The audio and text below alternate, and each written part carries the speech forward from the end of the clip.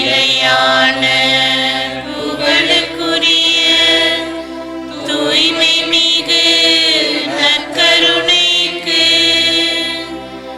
எல்லா காலமும் ஆராதனையும் புகழும் மாட்சியும் உண்டாக கடவது. இறை இயேசுவில் அன்பார்ந்த செண்போனூர் பங்கு இறை மக்களை, மாதா தொலைக்காட்சி அன்பு நேயர்களை, இரக்கம் என்ற இந்த சிந்தனையில் சிந்திக்க உங்களை நான் அன்போடு அழைக்கின்றேன். இந்த நற்கருணை ஆராதனையில் இறைவனோடு இணைந்திருப்பதற்கு, இறைவனுடைய வார்த்தைகளை கேட்பதற்கு, அவருடைய அருள் ஆசரை பெற்றுக்கொள்வதற்கு நாம் இப்பொழுது இந்த நற்கருணை ஆராதனையிலே பங்கு பெற இருக்கிறோம். லூக்காஸ் நற்செய்தியிலே 10வது அதிகாரத்திலே நாம் பார்க்கின்ற பொழுது, ஆண்டவர் இயேசு கிறிஸ்து மார்த்தா மரியா இல்லத்திற்கு செல்கிறார். மார்த்தா பரபரப்பாக இயேசுவை கவனிப்பதிலே தன்னை ஈடுபடுத்திக் கொள்ளுகிறார். மரியாவோ ஆண்டவருடைய பாதத்தில் அமர்ந்து அவருடைய வார்த்தைகளை கேட்கவும் அவரோடு இருப்பதற்குமாக தன்னை உட்படுத்திக் கொள்ளுகிறார். மரியா நல்ல பங்கை தேர்ந்து கொண்டார் என்று ஆண்டவர் சொல்லுகிறதை பார்க்கிறோம். நற்கருணை ஆண்டவர் முன்னால் அமர்ந்திருக்கக்கூடிய நாம் ஆண்டவருடைய அந்த பிரசன்னத்தை உணர்கின்றவர்களாக, அவருடைய வார்த்தைகளை கேட்கின்றவர்களாக நாம் இந்நேரத்தை செலவிடுவோம். இப்பொழுது என் உயிரே இறைவா என்ற இந்த பஜனை நாம் பாடுவோம். என் உயிரே இறைவா உன் திருவடி சரணம்,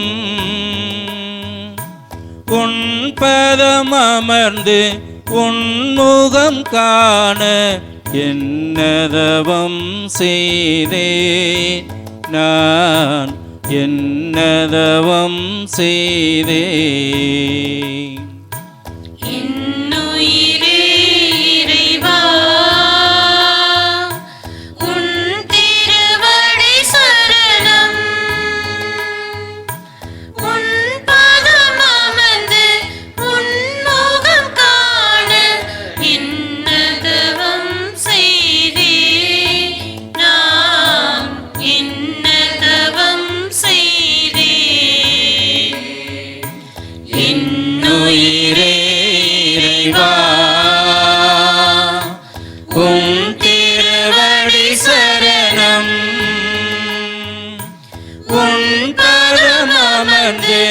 உன்னொளி காண என்னதவம் செய்தேன் நான், என்னதவம் செய்தேன்.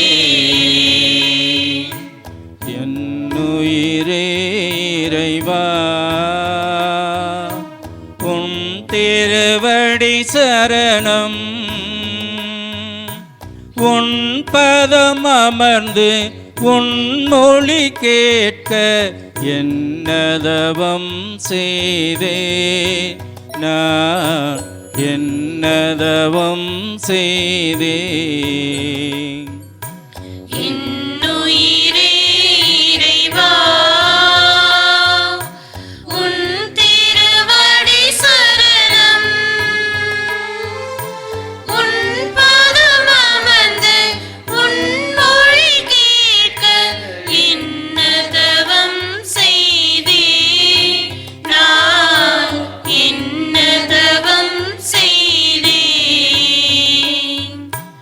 என்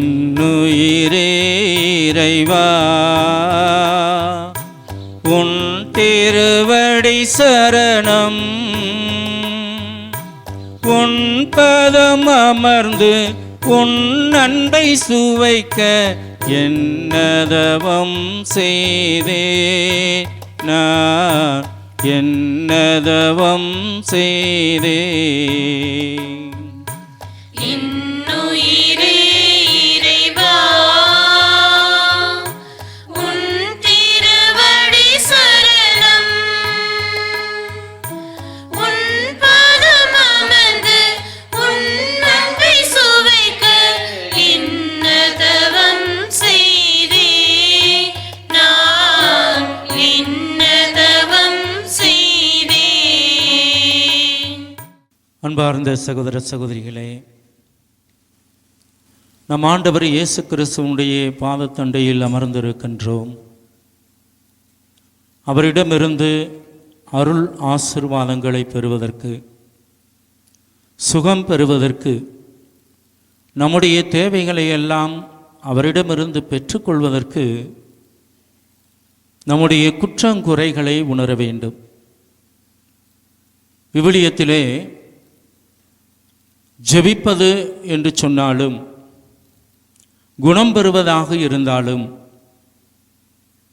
எந்த ஒரு தேவையாக இருந்தாலும் முதலிலே தன்னுடைய குற்றத்தை உணர்கிறவர்கள் ஆண்டவரிடமிருந்து அருள் பெறுகிறார்கள். நம்முடைய குற்றங்குறைகளை ஆண்டவர் பாதத்தில் வைப்போம். நாம் செய்கின்ற தவறுகள் மற்றவர்களுக்கு தெரியாமல் இருக்கலாம். ஆண்டவருடைய பார்வையில் எதுவும் மறைவாய் இருக்க முடியாது. வானகம் சென்றாலும் அங்கு இருப்பவர், பாதாளம் சென்றாலும் அங்கு இருப்பவர், ஒவ்வொருவருடைய உள்ளத்து உணர்வுகளை அறியக்கூடியவர் அவர். அந்த ஆண்டவர் பிரசன்னத்தில் இருக்கக்கூடிய நாம் நம்முடைய குற்றங்களை, குறைகளை எடுத்துரைப்போம், ஆண்டவருடைய பாதத்தில் வைப்போம். இறைவனுக்கு எதிராக, இயற்கைக்கு எதிராக, மனிதர்களுக்கு எதிராக நாம் செய்த குற்றங்குறைகளை நினைத்து பார்த்து ஆண்டவரிடம் மன்னிப்பு வேண்டி மன்றாடுவோம். எப்பொழுது ஆண்டவரிடம் மன்னிப்பை வேண்டினமோ மன்றாடினமோ அப்பொழுதே அவர் நம்முடைய குற்றங்களை மன்னிக்கிறார், நம்முடைய பாவங்களை மன்னிக்கின்றார். ஆண்டவர் சந்தித்த மனிதர்கள் அனைவரிலும் உன் பாவங்கள் மன்னிக்கப்பட்டன என்று சொல்வதை விவிலியத்திலே நாம் வாசிக்கிறோம். நம்முடைய குற்றங்குறைகளை அவர் மன்னித்தார் என்ற ஆழமான நம்பிக்கையோடு, மன்னிப்பு பெற்றவர் மகிழ்ந்து உவகையோடு ஆண்டவரை பாடுகின்ற அந்த மனநிலையில் நாம் அனைவரும் இணைந்து பாடகர் குழுவினரோடு அதிசயங்கள் செய்கிறவர் என்ற அந்த பாடலை நாம் பாடுவோம்.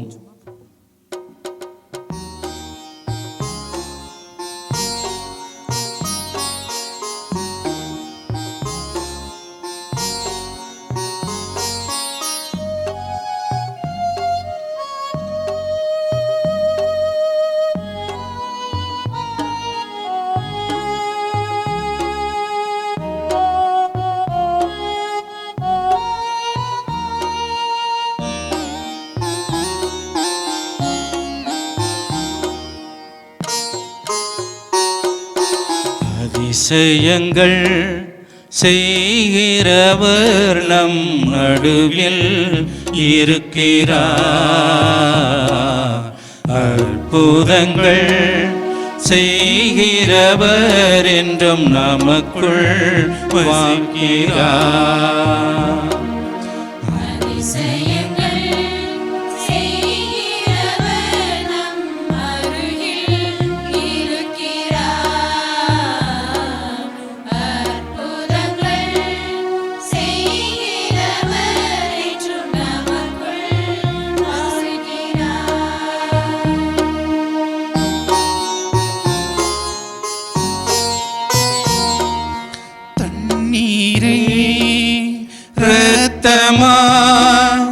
மாற்றினார் அதிசயம்,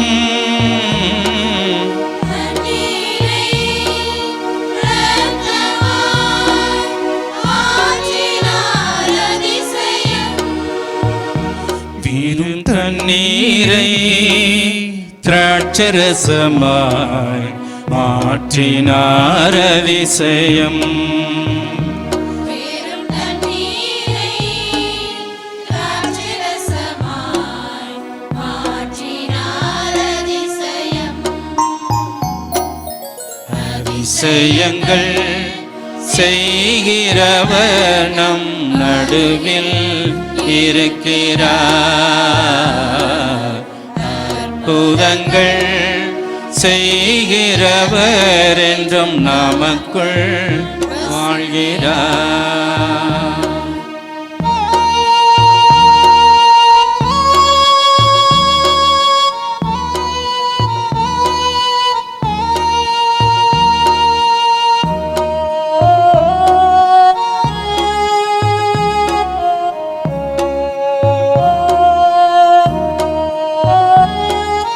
செங்கடலை இரண்டாக பிரித்திட்டார் அதிசயம்.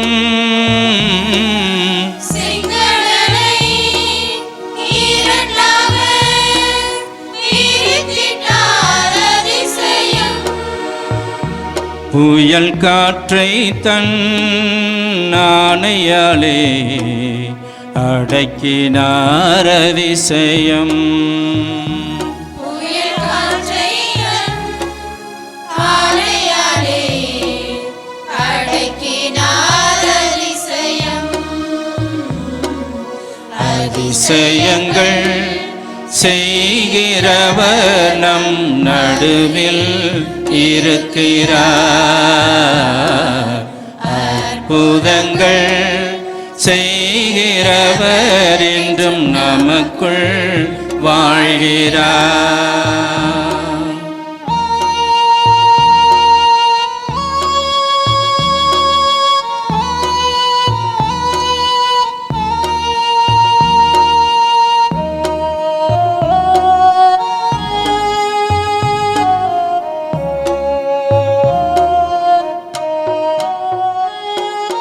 குருடருக்கும் செவிடருக்கும் சுகம் தந்தார் அதிசயம். குருடருக்கும் செவிடருக்கும் சுகம் தந்தார் அதிசயம்.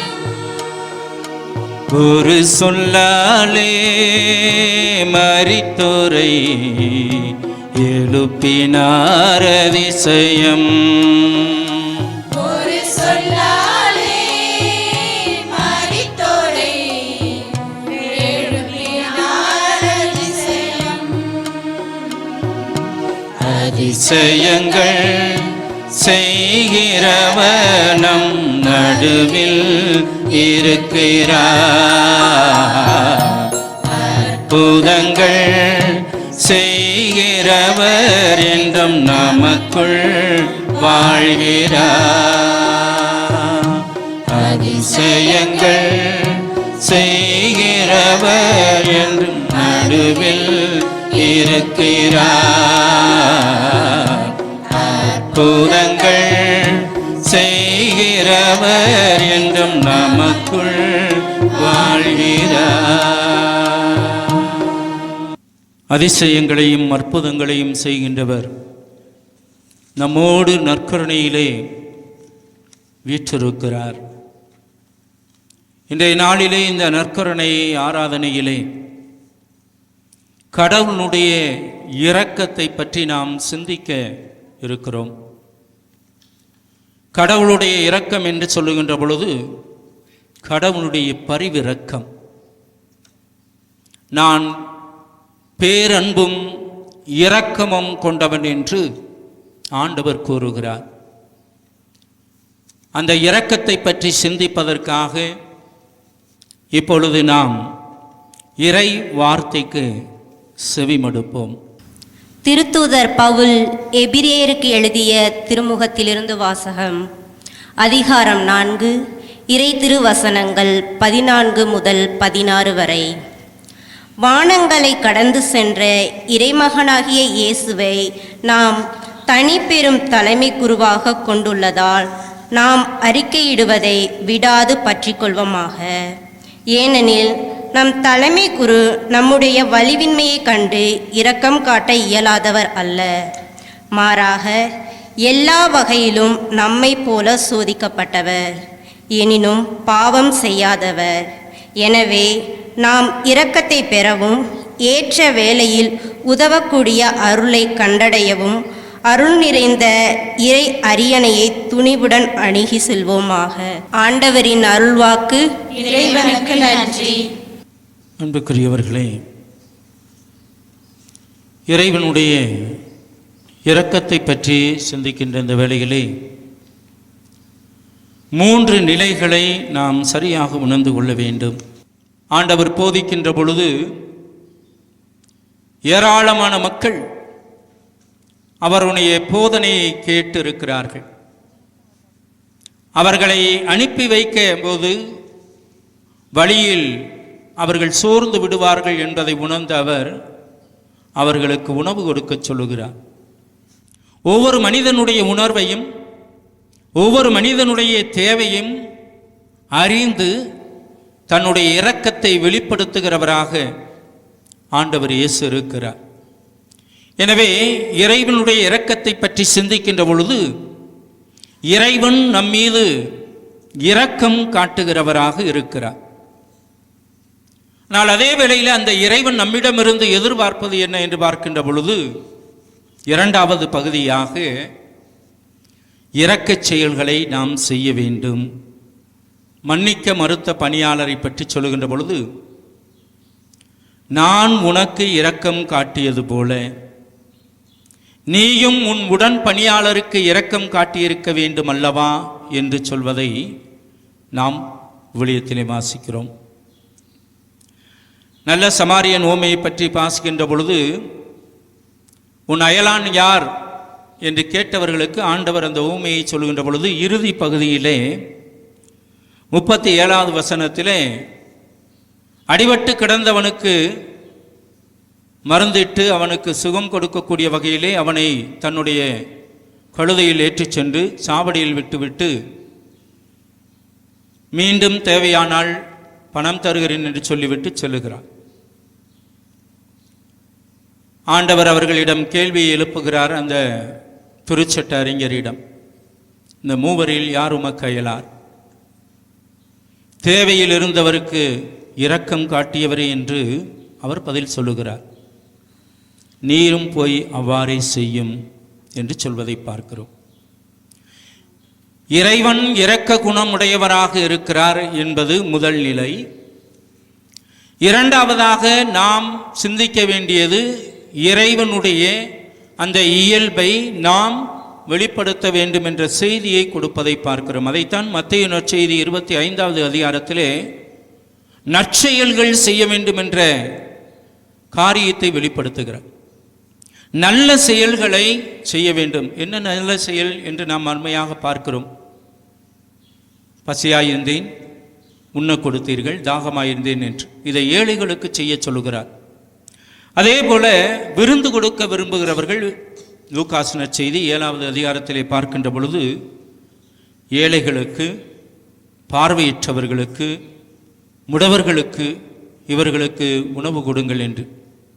இந்த இரக்க செயல்களை செய்வதற்கு இறைவன் நமக்கு அழைப்பு கொடுக்கிறார். இந்த இரக்க செயல்களை செய்பவர்கள் அருளை, ஆசீர்வாதத்தை பெற்றுக்கொள்கிறார்கள். அதைத்தான் அந்த இறுதி பகுதியிலே நாம் பார்க்கின்ற பொழுது, இந்த ஏழை எளிய வறியவர்களுக்கு விருந்து கொடுக்கின்ற பொழுது, நேர்மையாளர்கள் உயிர்த்தெழும் பொழுது அவர்களோடு ஆசீர்வாதத்தை பெறுவீர்கள் என்று இறைவாக்கு சொல்லுகிறது. இறைவனுடைய அருளை பெறுவதற்கு இந்த இரக்க செயல்களை செய்ய வேண்டும் என்று. இந்த இரக்க செயலை செய்யாதவர்களுக்கு உடைய நிலை என்ன? அதற்கும் விவிலியத்திலே நமக்கு குறிப்பு இருக்கிறது. பணக்காரன் லாசர் இருவரும் இறக்கிறார்கள். இருவரும் இறந்த பொழுது லாசர் ஆபிரகாம் மடிக்கு எடுத்துச் செல்லப்படுகிறார். பணக்காரன் பாதாளத்திற்கு செல்லுகிறான். அங்கிருந்து ஆபிரகாமை நோக்கி மன்றாடுகிறான், தந்தை ஆபிரகாமே, லாசரின் நுனி விரலால் தண்ணீரை தொட்டு என் நாவை குளிரச் செய்யும் என்று. கிடைத்ததா? இல்லை. உங்களுக்கும் எங்களுக்கும் பாலம் இருக்கிறது. ஒருவர் அங்கிருந்து இங்கு வர இயலாது, இங்கிருந்து அங்கு வர முடியாது என்று சொல்வதை நாம் பார்க்கிறோம். எனவே இறைவனுடைய இரக்கத்தை நாம் உணர வேண்டும், அறிந்திருக்க வேண்டும்.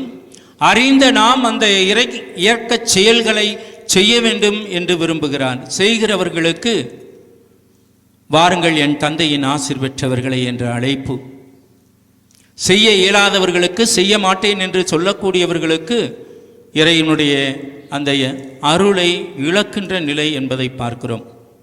எனவே இன்று இந்த ஆராதனையிலே இறைவனுடைய இரக்கம் அல்லது இறைவனுடைய பரிவிரக்கம் என்று சிந்திக்கின்ற பொழுது இதை நாம் ஆழமாக உணர வேண்டும்.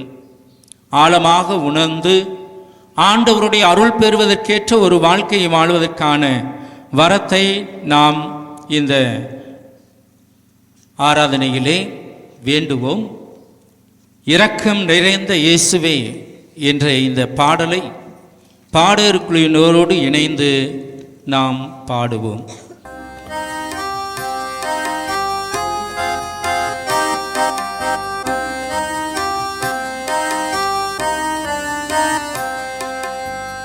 இரக்கம் நிறைந்த தெய்வமே, இதயம் திறந்து அழைக்கின்றேன். இரக்கம் நிறைந்த தெய்வமே, இதயம் திறந்து அழைக்கின்றேன். உன்னை பாட வருகின்றேன், உன்னை அன்பு செய்கின்றேன். இரக்கம் நிறைந்த தெய்வமே, இதயம் திறந்து அழைக்கின்றேன்.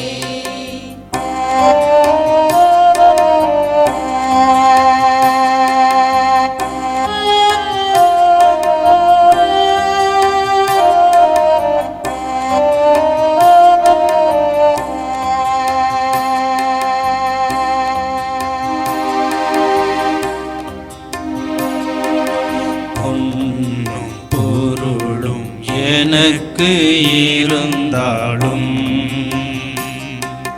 பெயரும் புகழும் என்னை சூழ்ந்தாலும்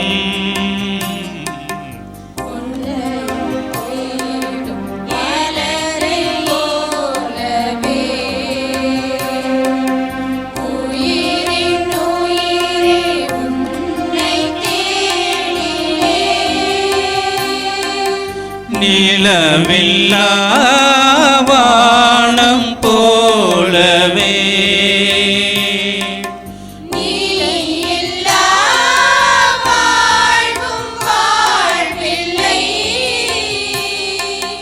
நம்பிக்கையின் நாயகா, நலங்களின் தேவாவா, வார்த்தை ஒன்று பேசுமே, வளங்கள் எல்லாம் கூடுமே.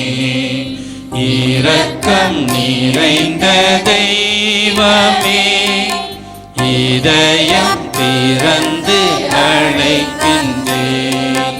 உன்னை பாட வருகின்றேன், உன்னை அன்பு செய்கின்றேன். இரக்கம் நிறைந்த தெய்வமே, இதயம் திறந்து அழைக்கின்றேன்.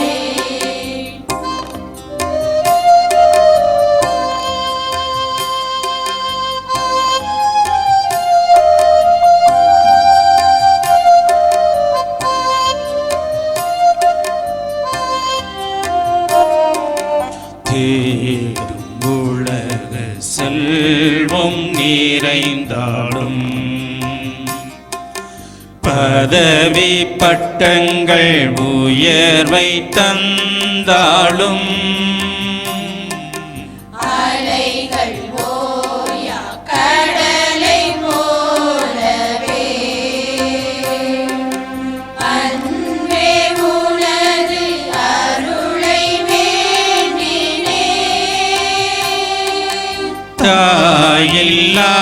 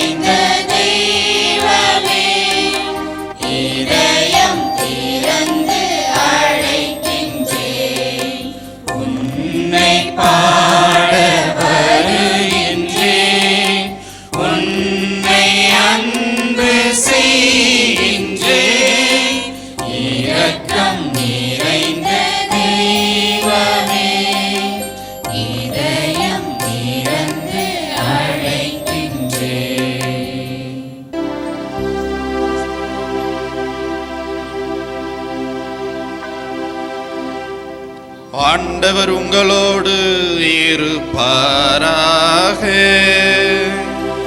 உம் ஆன்மாவோடும் இருப்பாராக. லூக்கா எழுதிய தூய நற்செய்தியிலிருந்து வாசகம். ஆண்டவரே, மாட்சி உமக்கே. லூக்கா நற்செய்தி அதிகாரம் 10 இறை வசனங்கள் 30 முதல் 37 வரை. ஒருவர் எருசலேமிலிருந்து எரிகோவுக்கு போகும்போது கள்வர் கையில் அகப்பட்டார். அவருடைய ஆடைகளை அவர்கள் உரிந்து கொண்டு அவரை அடித்து குற்றுயிராக விட்டு போனார்கள். குரு ஒருவர் தற்செயலாய் அவ்வழியே வந்தார். அவர் அவரை கண்டதும் மறுபக்கமாக விலகிச் சென்றார். அவ்வாறே லேவியர் ஒருவரும் அவ்விடத்துக்கு வந்து அவரை கண்டதும் மறுபக்கமாய் விலகிச் சென்றார். ஆனால் அவ்வழியே பயணம் செய்து கொண்டிருந்த சமாரியர் ஒருவர் அருகில் வந்து அவரை கண்டபோது அவர் மீது பரிவு கொண்டார். அவர் அவரை அணுகி காயங்களில் திராட்சை மதுவும் எண்ணெயும் வார்த்து அவற்றை கட்டி தாம் பயணம் செய்த விலங்கின் மீது ஏற்றி ஒரு சாவடிக்கு கொண்டு போய் அவரை கவனித்து கொண்டார்.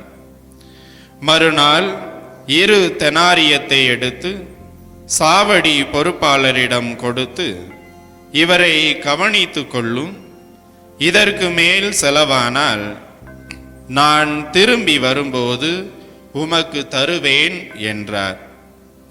கள்வர் கையில் அகப்பட்டவருக்கு, இம்மூவருள் எவர் அடுத்திருப்பவர் என உமக்கு தோன்றுகிறது என்று இயேசு கேட்டார். அதற்கு திருச்சட்ட அறிஞர், அவருக்கு இரக்கம் காட்டியவரே என்றார். இயேசு, நீரும் போய் அப்படியே செய்யும் என்று கூறினார். ஆண்டவரின் அருள்வாக்கு. கிறிஸ்துவே, உமக்கு புகழ். இரக்கத்தான் பிறந்தோம், அதுவரை இரக்கத்தோடு இருப்போம். இயேசுவில் பிரியமான செண்பகனூர் புனித சவேரியார் பங்கு இறைமக்களே,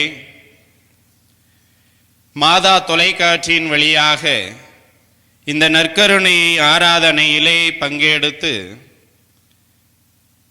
நற்கருணை ஆண்டவரின் ஆசிரையும் இரக்கத்தையும் பெற்று கொண்டிருக்கின்ற அன்பு மக்களே, உங்கள் அனைவருக்கும் இறைமகன் இயேசு கிறிஸ்துவின் பெயரால் வாழ்த்துக்களையும் வணக்கங்களையும் தெரிவித்துக் கொள்கின்றேன்.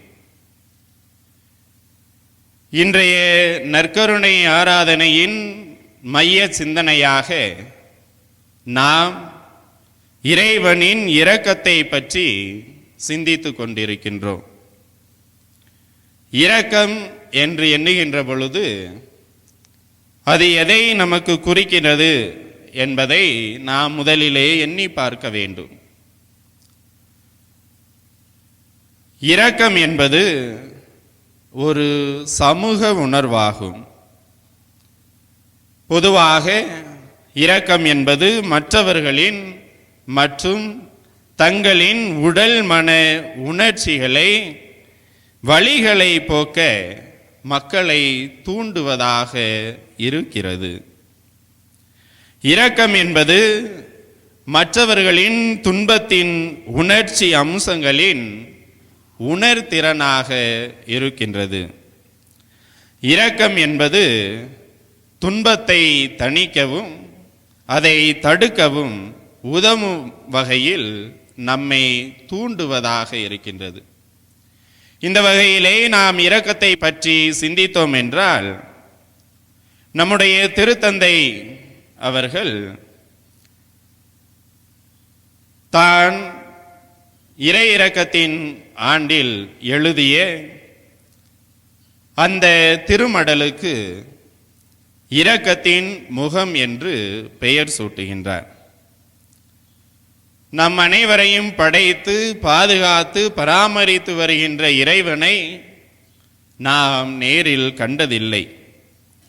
ஆனால் அவருடைய பிரதிபலிப்பாக இந்த மண்ணுலகிற்கு மனித உருவெடுத்து வந்த இறைமகன் இயேசு கிறிஸ்து இறைவனை பிரதிபலிக்கக்கூடியவராக மனிதர்களின் துன்பங்களில் துயரங்களில் தாமும் பங்கெடுத்து இரக்கத்தை நம்மீது பொழிந்து நம் அனைவரையும் நம் பாவங்களில் இருந்து மீட்டார் என்பதை நாம் அனைவரும் அறிவோம். அந்த வகையிலே இரக்கத்தை பற்றி நாம் சிந்திக்கின்ற இந்த வேளையிலே ஒரு அருட்பணியாளர் இரக்கத்தை இவ்வாறாக பிரிக்கின்றார். முதலாவதாக, இறை இரக்கம் மாற்றும் தன்மை கொண்டதாக இருக்கின்றது. இறை இரக்கத்தை சுவைத்திருக்கின்ற அனைவருமே அந்த அனுபவத்தின் பலனால் தங்கள் வாழ்வில் பெரும் மாற்றத்தை கொண்டவர்களாக இருக்கின்றார்கள் என்பதை நாம் விவிலியத்திலே பல இடங்களிலே வாசிக்க கேட்கின்றோம். பொதுவாகவே விவிலியத்தை நாம் ஒற்றை வார்த்தையில் சொல்ல வேண்டும் என்றால் அது இறைவன் மனுக்குலத்திற்கு எழுதிய ஒரு அழகிய காதல் கவிதை என்றே நாம் சொல்லலாம். அன்பின் வெளிப்பாடாக இருக்கின்ற இந்த இரக்கமே விவிலியத்தில் முழுவதுமாக பரவி கிடக்கின்றது. தொடக்கம் முதல் இறுதி வரை அன்பு எந்த அளவிற்கு விவிலியத்திலே பரவி இருக்கின்றதோ அந்த அளவிற்கு இரக்கமும் பரவி இருக்கின்றது. விவிலியத்தின் தொடக்கம் முதல் இறுதி வரை மேற்கோள் காட்டப்படுகின்ற ஒவ்வொருவரின் வாழ்க்கையிலும் மாற்றத்தை ஏற்படுத்துவதை நாம் பார்க்கின்றோம். உதாரணமாக, மோசே ஆண்டவரை பார்த்தவுடனே, ஆண்டவரே உமது இரக்கத்தின் பார்வை என் மீது விழும்படி செய்யும், ஏனெனில் மக்கள் வணங்கா கழுத்துடையவர்களாக இருக்கின்றார்கள். உமது இரக்கம் இவர்களுக்கு வாய்க்காலாக இருக்கட்டும் என்று மோசே இறைவனிடத்திலே இறைவனுடைய இரக்கத்தை வேண்டுகின்றார். 12 திருத்தூதர்கள் நமக்கு கொடுக்கப்படுகின்ற இன்னொரு உதாரணமாக இருக்கின்றது. இறைமகன் இயேசு கிறிஸ்து சிலுவையிலே அறையுண்டு இறந்து விட்டார் என்ற செய்தியை கேட்டவுடன்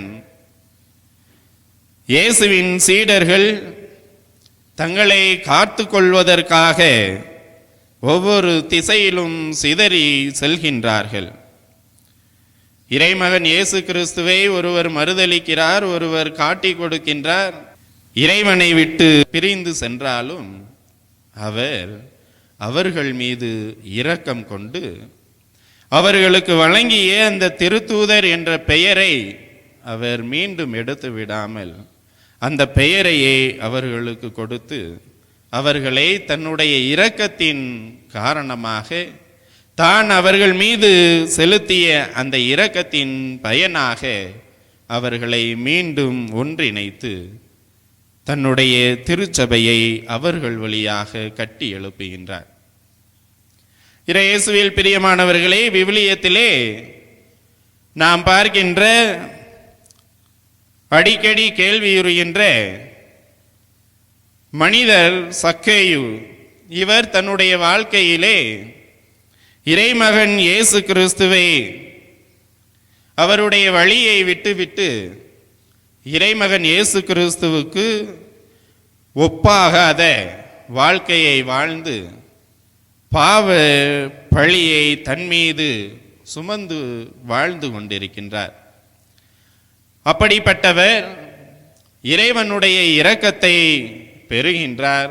பெற்றவுடனே அவர் மனமாற்றம் பெற்று இறைவனுடைய அந்த பணியை எடுத்து சொல்பவராக மாறுகின்றார். ஆண்டவரின் இரக்கம் யார் மீதெல்லாம் விழுகிறதோ அவர்கள் அனைவருமே மாற்றத்தை கண்டடைகின்றார்கள். ஆண்டவரின் இரக்கம் நம்மீதும் விழுகின்றது. நாம் மாற்றத்தை ஏற்படுத்தக்கூடியவர்களாக அல்லது நம்மில் மாற்றத்தை உணரக்கூடியவர்களாக நாம் இருக்கின்றோமா என்பதை சிந்தித்து பார்க்க வேண்டும். இரண்டாவதாக, இறைவனின் இரக்கம் எல்லைகளை தாண்டிய இரக்கமாக இருக்கின்றது. திருத்தந்தை பிரான்சிஸ் அவர்கள் இரக்கத்தை பற்றிய தியான சிந்தனைக்கு அழைப்பு விடுக்கின்ற பொழுதெல்லாம் அவர் பலமுறை சொன்ன ஒரே வார்த்தை, நாம் விளிம்புகளை தேடி பயணிக்க வேண்டும் என்பதாகும். விளிம்புகள் என்று நாம் எண்ணுகின்ற பொழுது இனம் கடந்து, நாடு கடந்து, கலாச்சாரம் கடந்து, சாதியம் கடந்து, வர்க்கம் கடந்து தன்னையே நாம் ஈடுபடுத்திக் கொள்ள வேண்டும். இந்த இரக்கத்தை பிரதிபலிக்க வேண்டுமென்றால் நாம் நம்முடைய மதில்களை உடைக்க வேண்டும்.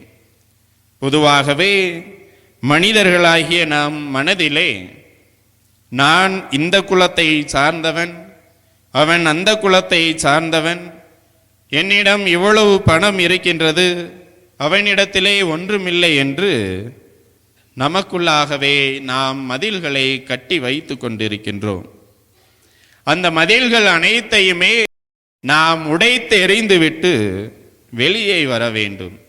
அப்போதுதான் நம்மிடத்திலே இரக்கம் குடிகொள்ளும் என்பதை நாம் உணர வேண்டும். நம்மையும் பிறரையும் இணைக்கின்ற இரக்கமாக நாம் கொள்கின்ற இரக்கமானது இருக்க வேண்டும். உதாரணமாக கொரோனா காலகட்டத்திலே அந்த 1.5 ஆண்டுகள் நம்முடன் வாழ்ந்த, நமக்கு வழிகாட்டியலாக இருந்த, நம்மீது மிகவும் அன்பு செலுத்தக்கூடியவர்களாக இருந்த பல பேர் நம்மை விட்டு பிரிந்திருக்கின்றார்கள். அந்த கொரோனா தொற்று மனிதர்களை பதபதைக்க செய்த அந்த காலத்திலே பலர் இனம் கடந்து, நாடு கடந்து, கலாச்சாரம் கடந்து, மொழி கடந்து, வர்க்கம் கடந்து, சாதியம் கடந்து வேலை செய்ததனால்தான் இன்று நீங்களும் நானும் 4 சுவற்றுக்குள் இல்லாமல் இப்படி சுதந்திரமாக சுதந்திர காற்றை நாம் சுவாசித்து கொண்டிருக்கின்றோம். இப்படி நாம் கொள்கின்ற அந்த இரக்கமானது எல்லைகளை தாண்டிய இரக்கமாக இருக்க வேண்டும். மூன்றாவதாக, இரக்கம் தன்னையே தியாகமாக்குவதாக இருக்க வேண்டும். இரக்கத்தின் வெளிப்பாடு எது என்பதை புனித பவுலடிகளார் ரோமேயருக்கு எழுதிய திருமுகம் 5ஆம் அதிகாரம் 8வது இறைவசனத்திலே இவ்வாறாக கூறுகின்றார்.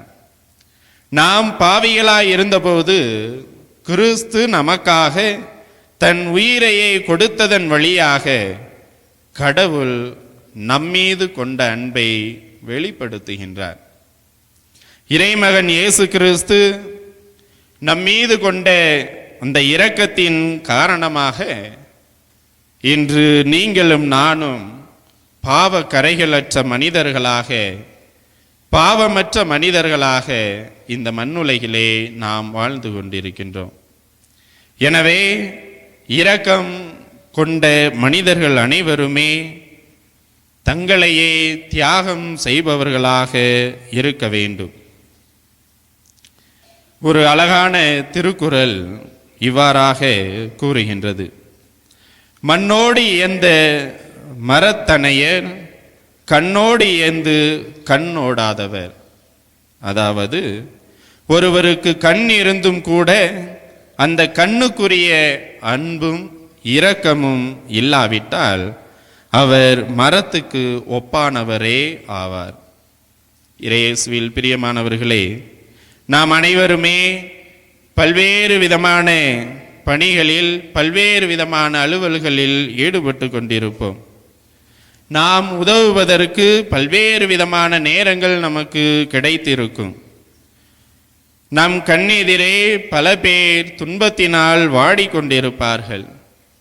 அவர்கள் அனைவருக்குமே நாம் இரக்கம் காட்டக்கூடியவர்களாக இருக்கின்றோமா என்பதை எண்ணி பார்க்க வேண்டும். அவ்வாறு துன்பப்படுகின்றவர்கள் மீது நாம் இரக்கம் காட்டவில்லை என்றால் நாம் அனைவருமே மரத்துக்கு ஒப்பானவர்களாக மாறிவிடுவோம். எனவே இந்த நற்கருணை ஆராதனையிலே பங்கெடுத்து கொண்டிருக்கின்ற நாம் அனைவருமே நற்கருணை நாதரிடத்திலே நாம் மன்றாடுவோம். அவரை போல பிறர் மீது இரக்கம் கொண்ட மக்களாக நாம் வாழ வரம் வேண்டி தொடர்ந்து இந்த ஆராதனையிலே பங்கெடுப்போம். இறைவன் நம்மை நிறைவாக ஆசீர்வதிப்பாராக. ஆமீன். பாடகர் குழுவினரோடு இணைந்து இசை ஒன்று இசைக்கிறேன் என்ற இந்த பாடலை பாடி இறைவனை புகழ்வோம்.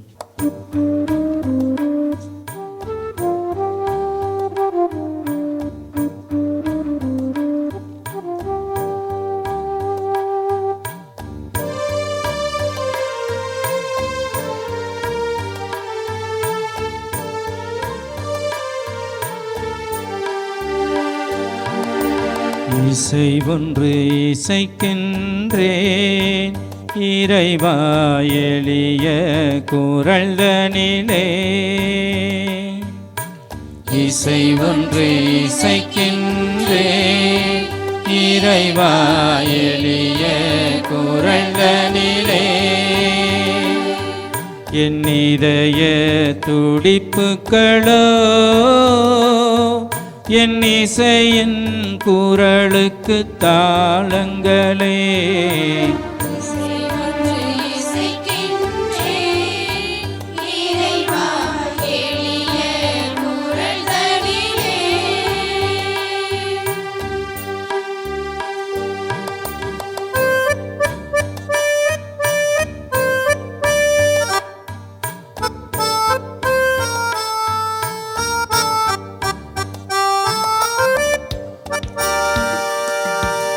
காலத்தின் குரல் தனில் தேவாவும்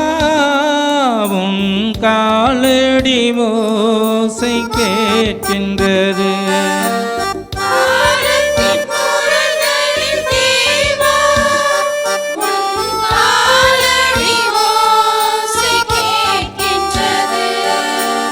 ஆதியும் அந்தமும் ஆயினாய்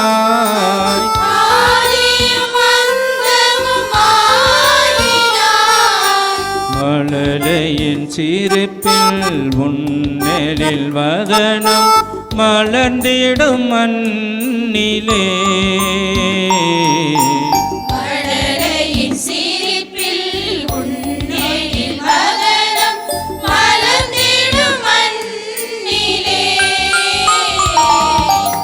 இசை ஒன்று இசைக்கின்றேன் இறைவா எளிய குரல்தனிலே.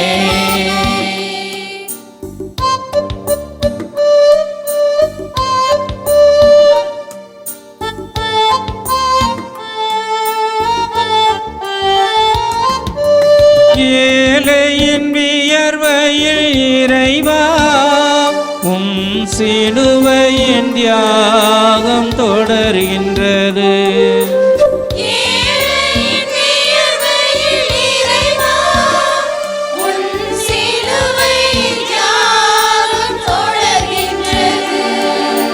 சமத்துவம் எம்மில் வாழ்ந்திட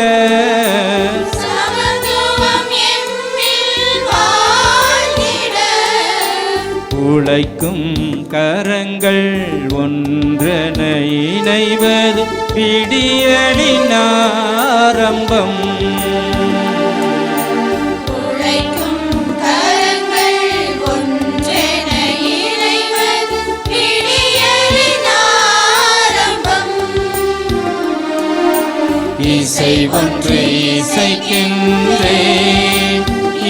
இறைவா எளிய குரல்களிலே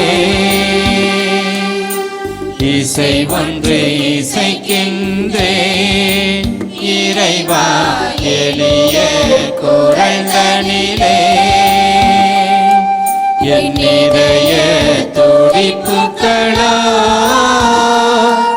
என் இசையின் குரலுக்கு தாளங்களே. இசை ஒன்று இசைக்கின்றேன். இறைவா எளிய குரல்களிலே. இறைவனை நோக்கி மன்றாடி கொண்டிருக்கக்கூடிய அத்தனை நல்ல உள்ளங்களுக்காகவும் நாம் இப்பொழுது நம்முடைய ஜெபங்களை இறைவன் பாதம் வைத்து சமர்ப்பிப்போம்.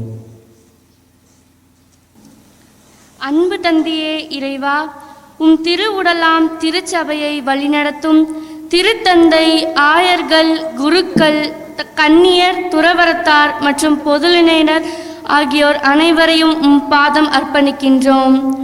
உம் பணியை தங்கள் வாழ்வாக்கி இறை மக்களை அன்பின் சமூகமாக கட்டி எழுப்பவும், உம் அன்பு கட்டளைகளை தங்கள் வாழ்நாள் எல்லாம் கடைபிடிக்கவும் தேவையான அருளை பொழிய வேண்டுமென்று இறைவா உம்மை மன்றாடுகின்றோம்.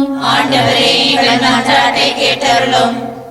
ஞானத்தின் ஊற்றே எம் இறைவா, சிறு குழந்தைகளை என்னிடம் வரவிடுங்கள், அவர்களை தடுக்காதீர் என்றவரே, எம் கிராமத்தில் உள்ள சிறு குழந்தைகள் அனைவரும் ஞானத்திலும் அன்பிலும் ஒழுக்கத்திலும் வளர்ச்சி பெற்று விளங்கவும், என்றும் உன் அன்பு பிள்ளைகளாக வளரவும் உம் வல்லமையை இவர்கள் மேல் பொழிய வேண்டும் என்று இறைவா உம்மை மன்றாடுகின்றோம். ஆண்டவரே, எங்கள் மன்றாட்டை கேட்டருளும். நலம் அருளும் நல் ஆயனே இறைவா, உடல் நலக் குறைவினால் மருத்துவமனையிலும் தங்கள் இல்லங்களிலும் இருந்து சிகிச்சை பெறும் ஒவ்வொரு நல்ல உள்ளங்களுக்காகவும் உம்மிடம் மன்றாடுகிறோம். உமது அன்பு கரங்களால் அவர்கள் ஒவ்வொருவரையும் தொட்டு குணப்படுத்த வேண்டுமென்று இறைவா உம்மை மன்றாடுகின்றோம். ஆண்டவரே, எங்கள் மன்றாட்டை கேட்டருளும். அன்பு இறைவா, எங்கள் ஊரை நிறைவாக ஆசீர்வதியும். அனைவரும் உடல் உள்ள சுகம் பெற்று எங்கள் கடமைகளை சரிவர செய்யவும், ஒற்றுமையுடன் தொடர்ந்து வாழவும், செய்கின்ற தொழில்களில் வெற்றி காணவும், எமது பங்கின் வளர்ச்சியில் பங்கு தந்தையுடன் முழுமையாக ஒத்துழைக்கவும், எடுத்துக்காட்டான மக்களாக வாழவும் அருள் பொழிய வேண்டுமென்று இறைவா உம்மை மன்றாடுகிறோம். ஆண்டவரே, எங்கள் மன்றாட்டை கேட்டருளும். இறைவனிடம் மன்றாதியதை பெற்றுக்கொண்டோம் என்ற நம்பிக்கையோடு இறைவனை எங்கும் அவருடைய வல்ல செயல்களை எடுத்துரைக்கக்கூடியவர்களாக இருப்பதற்கு இயேசு எனது இறைவன் என்று எடுத்துச் சொல்லுவேன் என்ற பாடலை பாடுவோம்.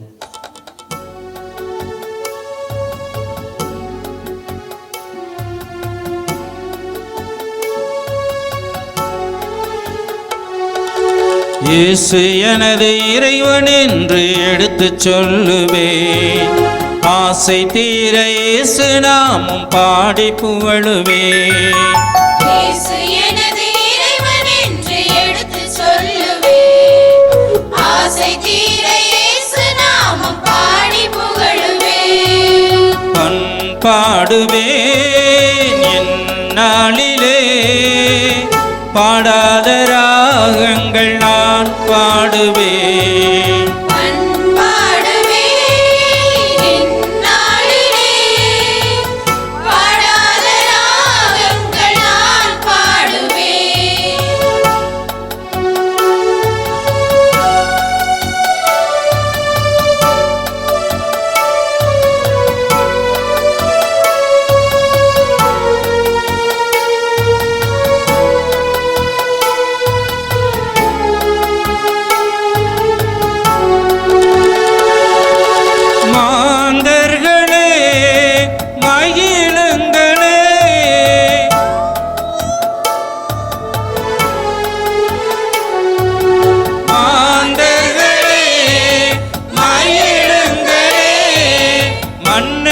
இயேசு நம்மை என்றும் கண்ணின் மணி போல் காக்கும் போது என்ன வேண்டும் இன்னும் வேண்டிட.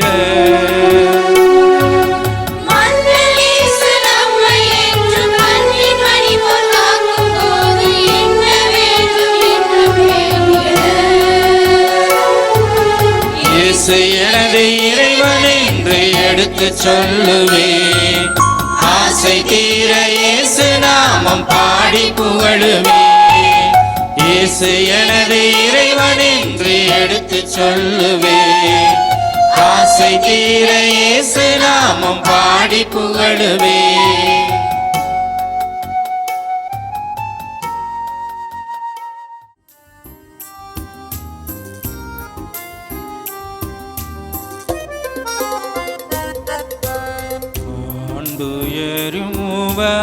அடையாளத்தை தாழ்ந்து பணிந்து ஆராதிப்போம். பழைய நியம முறைகள் அனைத்தும்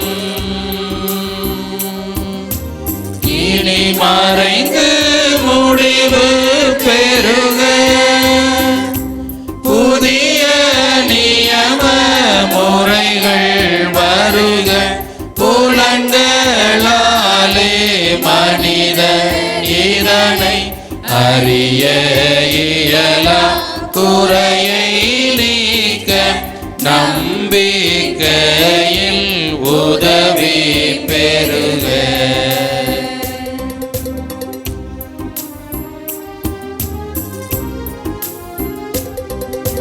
தந்தை அவர்க்கும் மகன் அவர்க்கும் புகழ்ச்சியோடு வெற்றியாக்கும் மீட்பின் பெருமை ஆட்சிமையோடு வலிமை வாழ்த்து யாவுமாக இருவரிடமாய் வருகின்றவரம் தூய ஆவியானவர்க்கும் அளவில்லாத சம புகழ்ச்சி என்றுமே உண்டாகுக. ஆமென்.